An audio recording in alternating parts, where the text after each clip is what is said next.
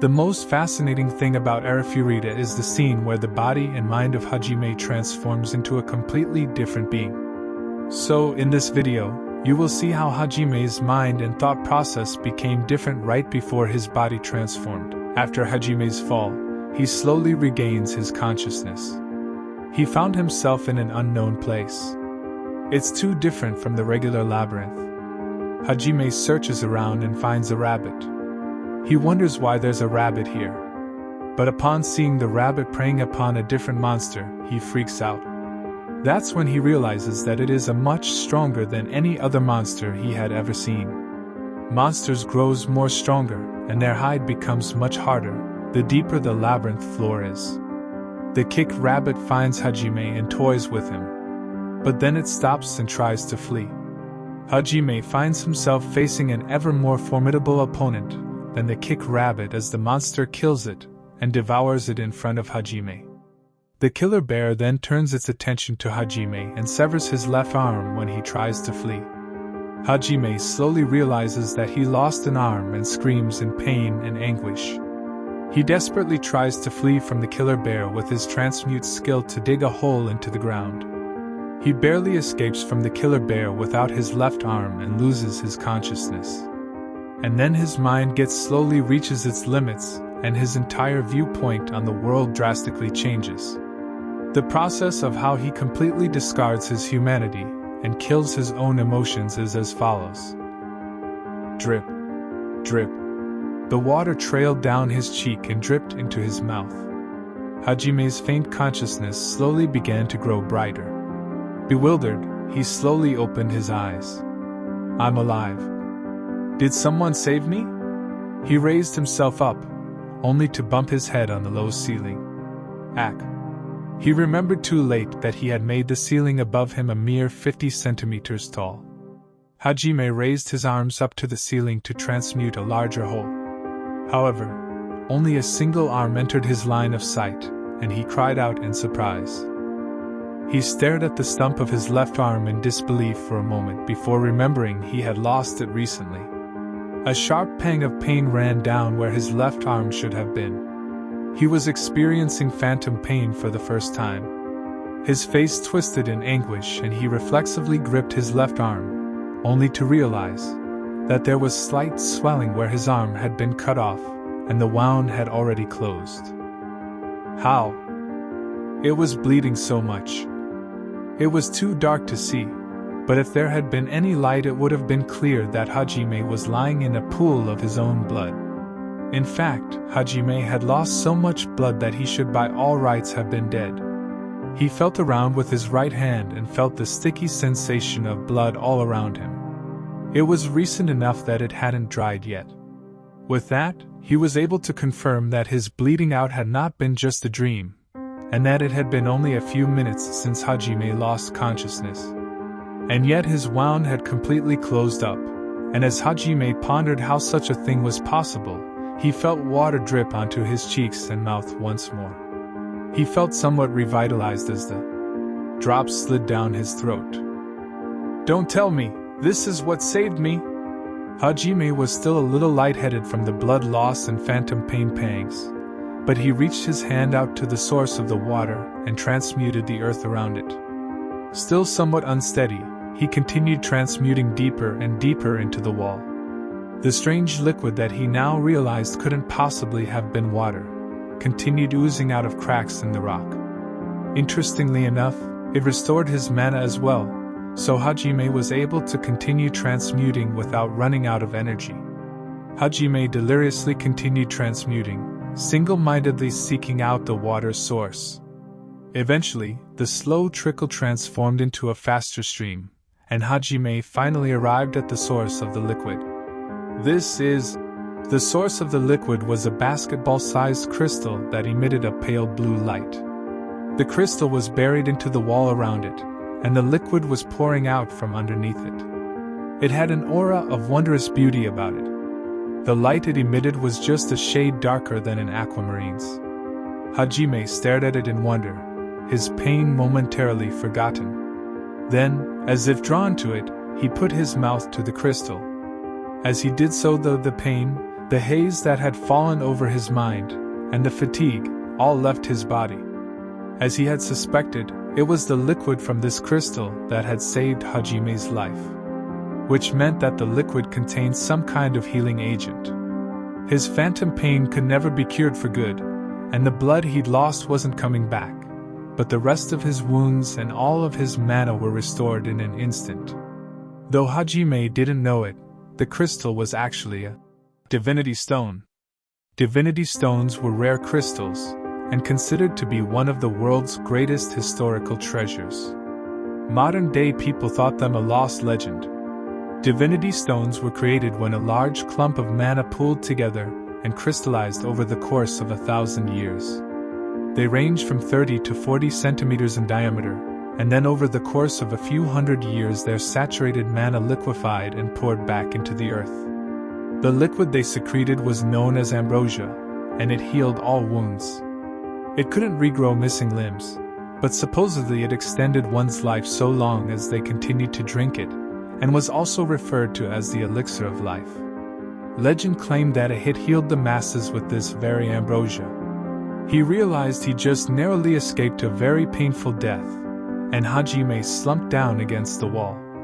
He hugged his trembling body, then buried his face in his knees, the fear of death still fresh in mind. He no longer had the energy to try and escape. The constant stress and fear had finally broken him. If it was just enemies he had to face, then he might have managed somehow. He would have rejoiced at the fact he was still alive, then gotten back up. But those eyes the bear had looked at him with broke him. Those were the eyes of a predator that saw Hajime as nothing more than food. The eyes most humans, who stood at the top of the food chain, never even had to dream about. Those eyes, and the sight of the bear chewing on his own arm, had completely crushed Hajime's spirit. Someone, anyone, please save me. But he was deep within the pits of hell, so there was absolutely no way his thoughts would reach anyone. He didn't know how long he sat there. But for the longest time, he just huddled in a fetal position, begging for salvation he knew would not come. 4 days had now passed since Hajime had fallen from the bridge. In that time he had barely moved, drawing the sustenance he needed from the divinity stone. However, while ambrosia could keep a man alive through all but the most heinous of conditions, it could not sate his hunger. Though he couldn't die, Hajime suffered constant pangs of hunger, along with the phantom pain that ran down his missing left arm. Why is this happening to me? That question had been something he constantly thought about. He couldn't sleep because of the pain and hunger, and if he drank more ambrosia, all it did was clear his mind to let him feel the pain more vividly. Over and over, his fatigue brought him to the edge of consciousness, only for the pain and hunger to draw him back. And then to escape the pain he would drink more ambrosia, which only invited further pain. He had repeated that cycle more times than he could count. At some point, Hajime stopped drinking the ambrosia altogether. He had unconsciously chosen the fastest way to end his pain. If all that awaits me is eternal pain, then I might as well. He muttered to himself, clearly defeated, and let his consciousness slip away. 3 days after that, the pain which had passed a certain threshold had abated for a while, but that was simply the calm before the storm. His starvation came back in full force, and excruciating hunger pangs continuously racked his stomach. The phantom pain continued as well, tormenting Hajime all the while. It felt as if his fingernails were slowly being peeled off one by one, and then salt was dumped in the open wounds. I'm still not dead yet. Please, please. I just want to live. While craving death, he still instinctively clung to life. His thoughts began to contradict themselves. Hajime was no longer capable of rational thought. His delirious mumblings no longer made any semblance of sense. Yet another 3 days passed. Without the ambrosia's aid, he would expire in another 2 days. He had drunk nothing in that time as well, so his thirst mingled with his hunger. However, a short while earlier, around the 8th day since discovering the divinity stone, A strange shift in his mentality had begun. Hovering between wishing for death and praying for salvation, his mind had begun to warp, and dark thoughts began welling up from Hajime's subconscious. Like slime, it had slowly oozed into the cracks in his heart caused by his suffering, and slowly eaten away at his soul. Why do I have to suffer so much? What did I ever do to deserve this? Why me? Why did it end up like this? God just kidnapped me and dropped me off at this place. And then my classmates betrayed me. I was looked down on by a rabbit. And then that bastard ate my arm. His thoughts continued to grow darker. Like black ink slowly spreading through white parchment, Hajime's pure heart slowly grew sullied. Someone was at fault. Someone had pushed this unfairness on him. Someone had hurt him like this. His mind started searching for an enemy to hate. The pain and hunger and darkness all slowly eroded away Hajime's sanity. His dark thoughts continued to grow. Why isn't anyone coming to save me? If no one's going to save me, what should I do? How can I make this pain go away? By the 9th day, Hajime was trying to find a way out of his predicament. Thoughts of how to escape the pain were all that filled him, and even anger and hatred were slowly being worn away. There was no time to be trapped by such petty feelings. Because no matter how much he raged against his foes, Hajime's pain never lessened. In order to escape the absurd and unreasonable situation he was stuck in, unneeded feelings had to be discarded. What is it I want? I want to live. And what's stopping me from living? The enemy.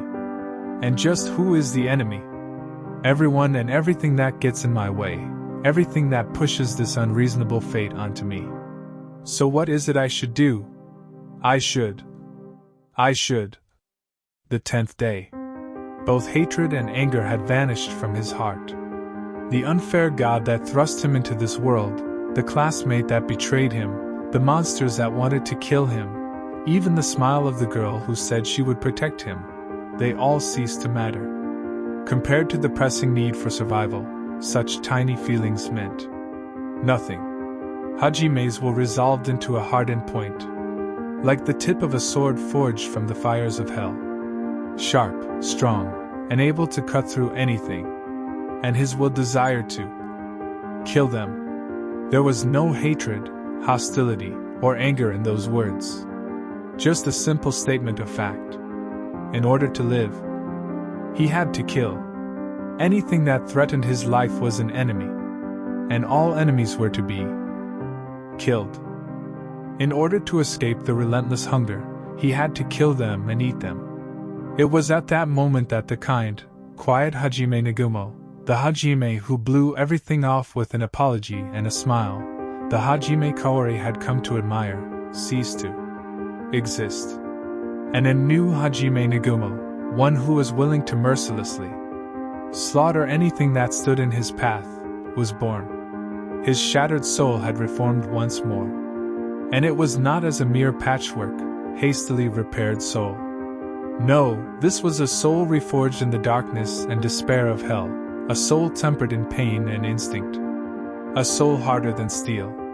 Hajime dragged his weakened body over to the cavity where the ambrosia had spilled, then lapped it up like a dog. His hunger and pain still remained, but his body regained its vigor.